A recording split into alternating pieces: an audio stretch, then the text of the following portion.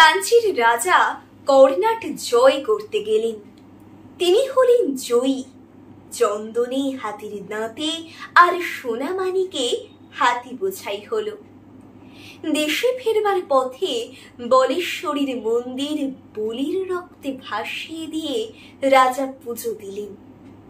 পুজো দিয়ে চলে আসছেন, গায়ে রক্তবস্ত্র, গলায় জবার মালা, কপালে রক্তচন্দনের তিলক, সঙ্গে কেবল মন্ত্রী আর বিদূষক। এক জায়গায় দেখলেন পথের ধারে আমবাগানে ছেলেরা খেলা করছে। রাজা তাঁর দুই সঙ্গীকে বললেন, দেখে আসি ওরা কি খেলছে। ছেলেরা দুই সারি পুতুল সাজিয়ে যুদ্ধ খেলছে।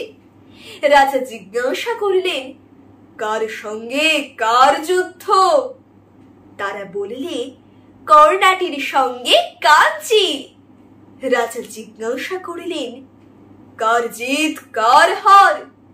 ছেলেরা বুক ফুলিয়ে বললে, কর্ণাটের জিত কাঞ্চির হার। মন্ত্রীর মুখ গম্ভীর হলো, রাজার চক্ষু রক্তবর্ণ। বিদূষক হা হা করে হেসে উঠল। রাজা যখন তার সৈন্য নিয়ে ফিরে এলেন, তখনও ছেলেরা খেলছে।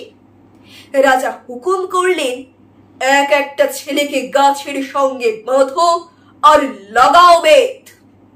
গ্রাম থেকে তাদের মা বাপ ছুটে এলো, বললে, ওরা অবোধ, ওরা খেলা করছিল, ওদের মাফ করো।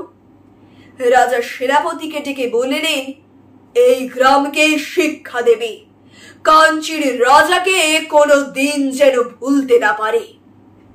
এই বলে শিবিরে চলে গেলেন।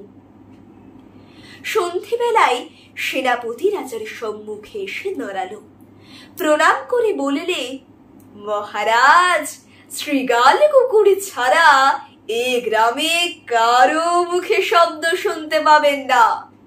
মন্ত্রী বললে, মহারাজের মান রক্ষা হলো।